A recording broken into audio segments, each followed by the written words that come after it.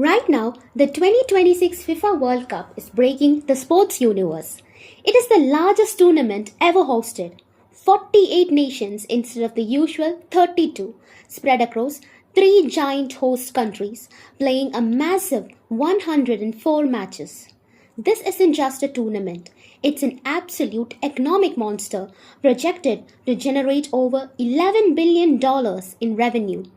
Globally, over 5 billion people will tune in. But while the entire planet screams for a ball, how did this tournament become a global superpower? And more importantly, why is a country of 1.4 billion people missing from the pitch? Let us smash through the history. It started in 1930 in Uruguay with just 13 teams. Uruguay won it. Fast forward 96 years and only 8 countries have ever lifted this trophy. Brazil is the ultimate titan. 5 titles and the only country to play in all 23 World Cups in history. Now look at individual madness. Germany's Miroslav Klose is all-time top scorer with 16 goals. But France's Just Fontaine holds the record for the most goals in a single tournament. A mind-blowing 13 goals in 1958. The fastest goal in history, Turkey's Hakan Şükür in 2002. It took just 11 seconds after the kickoff. The highest scoring match ever? 1954, Austria beat Switzerland 7-5. That is 12 goals in 90 minutes. This is the brutal, high-stake history of the ultimate stage. Now, let's address the massive elephant in the room. Why isn't India playing?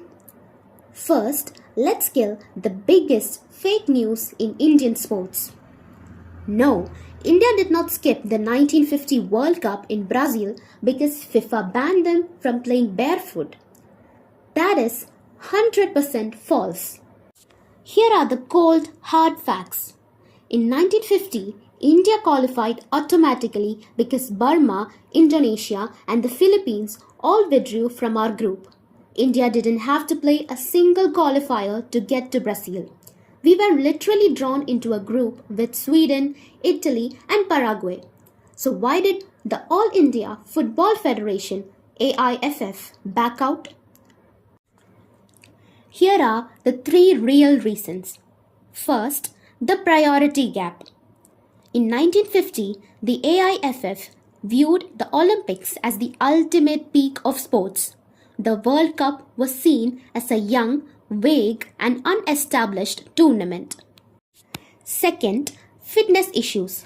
Domestic matches in India were played for 70 minutes, not the international 90-minute standard. The administration feared our players lacked the 90-minute stamina to survive professional European sides. Third, the travel factor. Traveling from India to Brazil by ship or plane in 1950 was astronomically expensive. Even though FIFA offered to fund part of the travel expenses, the AIFF simply didn't see the value in making the trip. But the story gets worse. And this is what people don't talk about. Because India pulled out of the 1950 World Cup at the last minute, FIFA banned India from the 1954 World Cup qualifiers. Instead of repairing the relationship, the All India Football Federation went into a huff. India voluntarily refused to participate in any World Cup qualifiers from 1958 all the way until 1982. That is 24 years of absolute self-isolation. We completely missed the global evolution of the game. While the rest of the world was tactical and professional, we stayed local. Our first actual attempt to qualify on the pitch didn't happen until the 1986 World Cup qualifiers. We threw away our golden generation. Decades later, we are paying the price. Look at the structural math. India has a massive infrastructure deficit.